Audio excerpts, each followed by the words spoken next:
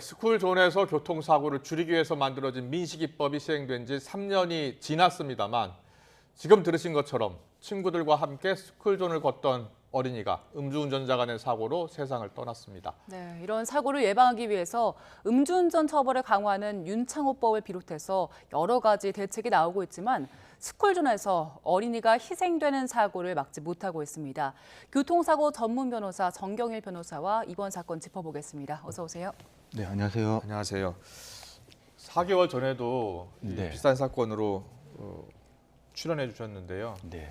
정말 안타까운 사건이 또 일어났습니다. 사고를 네. 당한 4명 가운데 10살 배승아 양이 목숨을 잃었는데요. 먼저 배승아 오빠죠. 배승아 네. 양 유족의 목소리 먼저 듣고서 이야기 나눠보겠습니다. 친구들하고 이제 더 놀고 싶다고 한 15분 전쯤에 이제 더 놀면 안 되냐 뭐 그렇게 한번 통화를 하고 이제 그게 이제 마지막 통화가 되었습니다. 아이고. 거의 하루 이틀 동안 몸을 가늠할 수 없을 정도로 조사에도 힘들 정도로 이렇게 취한 상태인 걸로 알고 있습니다. 가해자들한테 엄중한 처벌을 내렸으면 좋겠다는 생각입니다. 네, 엄정한 처벌을 내려줬으면 좋겠다라는 생각이다라고 오빠가 이렇게 이야기를 했는데요. 지금까지 확인된 사고 내용부터 좀 정리를 해주시죠. 네, 운전자가 술에 취한 상태에서 네. 만취된 상태에서 정상적인 운전이 곤란한 상태, 좌회전하다가 우측 경계석을 충격하고 예. 또 급히 좌측으로 핸들을 돌리니까 중앙선을 침범해서 인도까지 돌진해서 어린이 4명을 충격하고 결국 1명을 사망케 한 사건입니다. 네. 지금 화면을 봐도 알 수 있듯이 도로랑 차도랑 인도 사이에 안전 펜스가 없잖아요. 이 펜스라도 있었으면은 그나마 피해를 좀 줄일 수 있지 않았을까? 1차 충격을 충분히 네. 완화시킬 수 있었겠죠. 네, 민식이법 따라서 어린이 보호구역에 안전 네. 펜스 같은 거 설치해야 되는 거 아닙니까? 네, 어린이 보호구역 내에서 과속 방지턱, 과속 단속 카메라, 예. 신호등 설치 의무화되어 있고 또 하위 법령에 따라 가지고 이러한 방호 울타리 설치도 의무화되어 있습니다. 예. 예. 그런데 지금 관할 구청에서는 이 부분에 대해서 철제 화단이 과거에는 설치되어 있었다. 그게 제거되었다. 그 이후에는 아무런 조치도 안 한 것입니다. 예. 이 부분에 대해서는 경위에 대해서 조사를 한다라고 하는데 예. 한번 지켜봐야 될 부분입니다. 안전 펜스를 설치하도록 돼 있는데 네, 설치가 안 되면 네. 제재나 처벌을 받지 않습니까? 보통 의무 조항을 두고 있고 여기에 예. 대해서 위반 시 어떤 처벌 규정을 두기도 합니다. 하지만 그런 규정이 있기도 하지만 의무 규정만 두는 경우도 있습니다. 아. 이번 건 같은 경우에 도로교통법에 이러한 방호 울타리 설치를 의무화는 했지만 네. 여기에 대한 제재 규정은 별도로 마련하지는 않았습니다. 그렇군요. 예. 제재 규정이 별도로 없으면 이번 사고 현장처럼 안전 펜스 같은 시설 없는 곳들이 좀 있겠네요. 네, 결국 이러한 부분은 비용도 문제되는 부분도 있고 그걸 고려해가지고 위반 시 어떤 처벌 근거 규정을 마련 안 한 것으로도 보이는데 네. 결국 이러한 사고로까지 이어졌다. 예. 그러면 거기에 대해서 처벌 규정은 없겠지만 네. 나중에 민사적인 손해배상 책임 여기에서 일부 책임은 피할 수 없을 상황도 발생될 수 있습니다. 네. 지금 민식이법이 시행된 지가 이제 3년이 지났잖아요. 네, 그 이후에도 이 스쿨존에서 교통사고 계속 잇따르고 있잖아요. 네. 끊이지 가장 않고 있죠. 큰 이유가 어디 있다고 보세요? 사실 이와 같은 어린이 보호구역 내 사고를 방지하기 위해서 처벌을 강화하는 민식법이 만들어졌습니다. 예. 그리고 또 이러한 안전시설을 보완하기 위한 민식법도 만들어졌고요. 네. 처벌 어떻게 본다면 사람이 생명을 침해한 살인죄와 거의 비등할 정도로 네. 사망의 경우에는 무기 또는 3년 이상의 징역형에 처하도록 입법 마련되었습니다. 예. 그리고 제도 보완 위해서 신호등 같은 경우에도 많이 설치가 되고 있고 또 과속방지턱, 안전시설도 부족하지만 계속 확충되고는 있습니다. 네. 거기에 비례해서 사고가 줄여야 되는데 예. 그러진 않고 있거든요. 아. 결국은 네, 지금 서쿨내 어린이 교통사고 현황을 지금 보여드리고 있는데 2020년 483건, 2021년 523건, 2022년에도 481건이 발생했네요. 네. 예.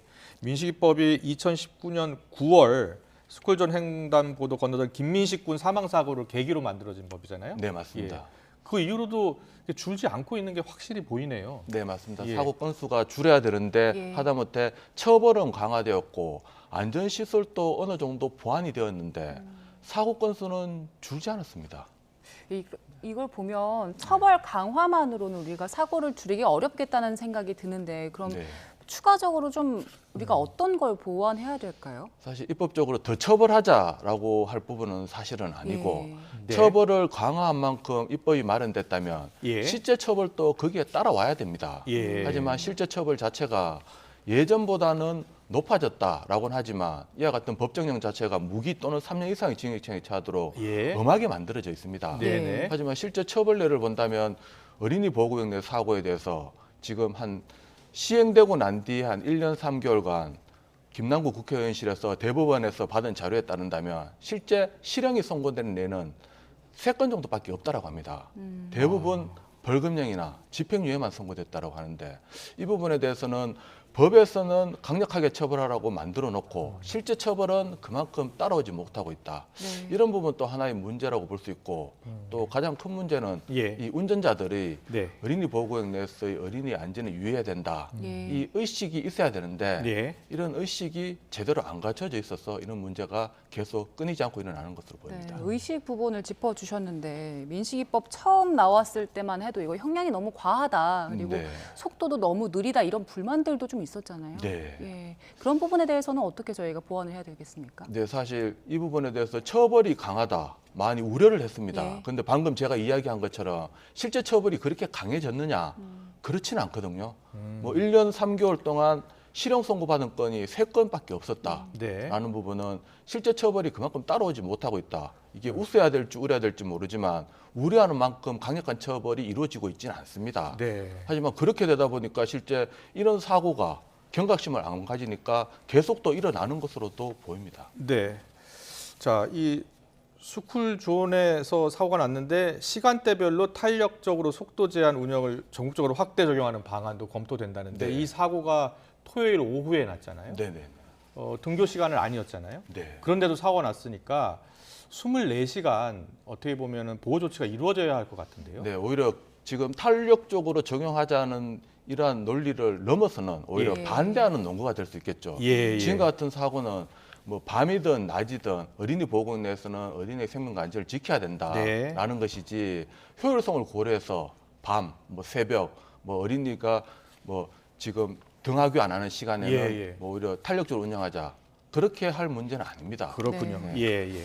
네, 그리고 이번 사건이 스쿨존 안에서 일어난 사고이기도 하지만 네. 음주운전 사고이기도 하잖아요. 네네. 윤창호법 통해서 음주운전 처벌이 좀 강화됐는데 기준이 강화됐는데 네. 그 기준 따라서 처벌 잘 되고 있습니까? 네, 윤창호법 같은 경우에도 사망의 경우에는 무기 또는 3년 이상의 징역형이 처하도록 법에는 무겁게 처벌하라고 마련돼 있습니다. 예. 하지만 이 윤창호법 또한 이 처벌 자체, 실제 처벌을 본다면 예. 과거보다 높아지긴 했습니다. 과거는 사망 사건이라도 합의하면 집행유예, 합의 못하면 실형이 고작이었는데 예. 지금은 그래도 합의하더라도 실형 선고되는 데가 많아졌습니다. 예. 하지만 실형 선고되는 데가 많아졌다 하더라도 대법원 양형 기준에 따르면 사망의 기본 유형이 2년에서 5년형에 불과합니다. 네. 법에서는 무기 또는 3년 이상의 징역형에 처하도록 마련해놓고 네. 실제 처벌하는 대법원 양형 규칙에 따른다면 2년에서 5년에 불과하다. 그렇군요. 그렇다면 좀 더 구체적으로 들어가서 양형 기준을 좀 더 강화해야 될 필요성이 높아지고 있는 거 아닙니까? 네, 지금 어떻게 본다면 예. 입법, 그러니까 법은 엄하게 처벌하라고 만들어 놓고 예. 실제 처벌은 거기에 못 따라오고 있습니다. 네. 양형 기준 자체가 한계를 지우고 있는데 네. 이 양형 기준을 상향시킬 필요성이 기본적으로 있습니다. 네. 지난해 12월에도 그 청담동에서 어린이 보호구역에서 사고가 일어났었잖아요. 예. 그때는 이면도로에서 사고가 났었고 음주운전자였습니다. 네. 근데 그때 안전 펜스도 없었고 또 그때 상황 어땠는지 다시 한번 좀 짚어주시죠. 네, 그때 상황은 이번 사건보다도 더 열악하다고 볼 수 있는데요. 네. 인도도 없었고 차 2대가 간신히 지나갈 수 있는 이면도로에서 만취 운전자가 어린이를 충격하고 사망케 하고 또 그 현장을 떠나버렸습니다. 예. 그 건에 대해서 뭐 어린이 보호 시설을 마련하기 위해서 인근 주민을 통해서 뭐 일반 통로로 만들고 인도도 설치하자라는 안건도 뭐 제시되기도 했지만 인근 주민들이 반대로 무산되고 결국 예. 그와 같은 사고까지 이어졌었습니다. 지금은 상황이 좀 나아졌습니다. 네, 그 사고 이후에 그래도 좀 어느 정도 발전이 있었습니다. 뭐 사후 약방문이라고 할 수 있겠지만 예. 일방 도로로 만들고 그 여건을 좀 더 확충해서 어린이 보호구역 내 인도도 설치하고 또 방울타리도 설치해서 그러한 2차 사고는 막으려는 의지는 보이고 있습니다. 네, 알겠습니다. 민식이법 이후에도 반복되고 있는 이 참사. 일단 정경일 교통사고 전문 변호사께서는 양형 기준도 높여야 될 것 같고 실제 여러 가지 실제로 법 적용할 때 특히 선고할 때 좀 더 강화해야 될 것 같다라는 말씀 해주셨습니다. 알겠습니다. 여러 가지 대책이 추가로 마련돼야 할 것 같습니다. 지금까지 정경일 변호사와 함께 짚어봤습니다. 고맙습니다. 고맙습니다.